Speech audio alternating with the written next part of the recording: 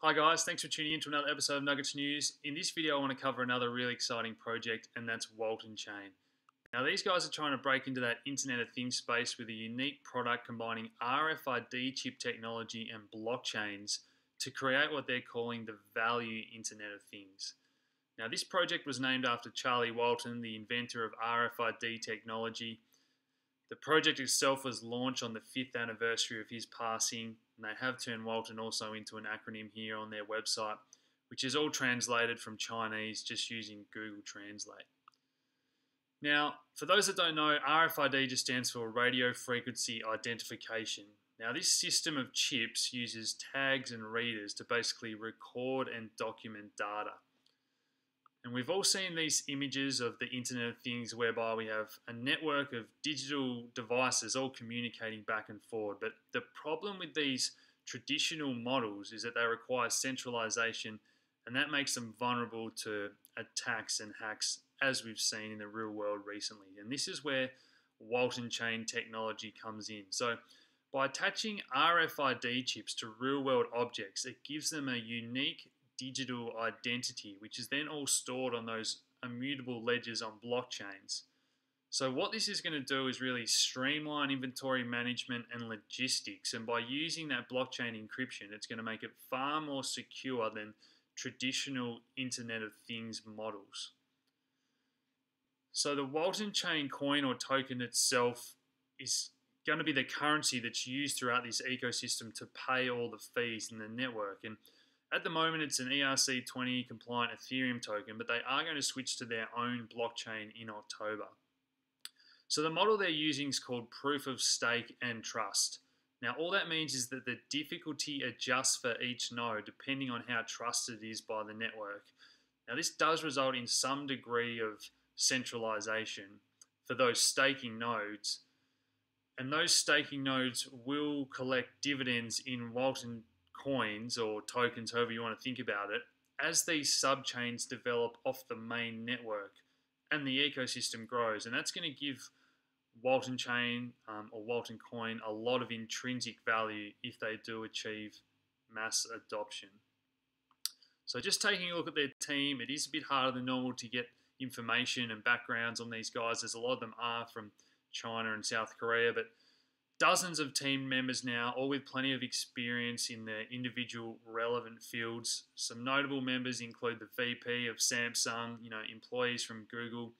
The founder himself has got a degree in supply chain management, and he's actually the supply chain director at a huge company called Segwu, which is a high-end Chinese retailer.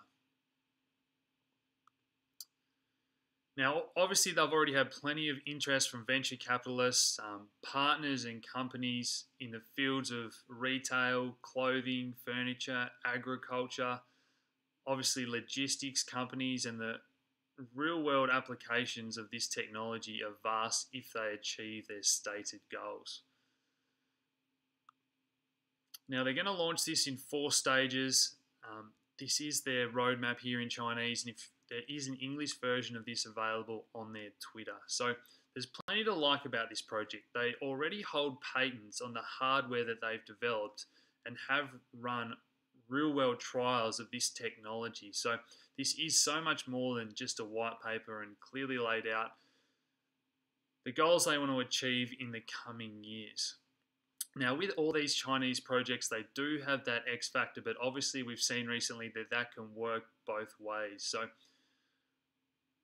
they're not the most open source project. They don't have a GitHub. They've recently launched an English Telegram for announcements. They are active on Twitter.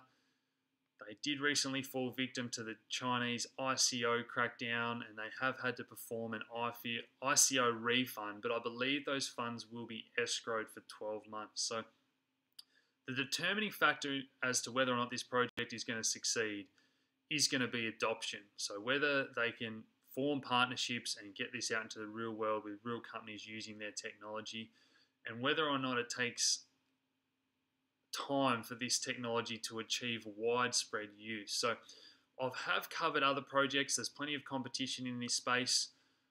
Obviously, IOTA working on the Internet of Things, Neo with those smart contracts, plenty of other projects competing for that Internet of Things space.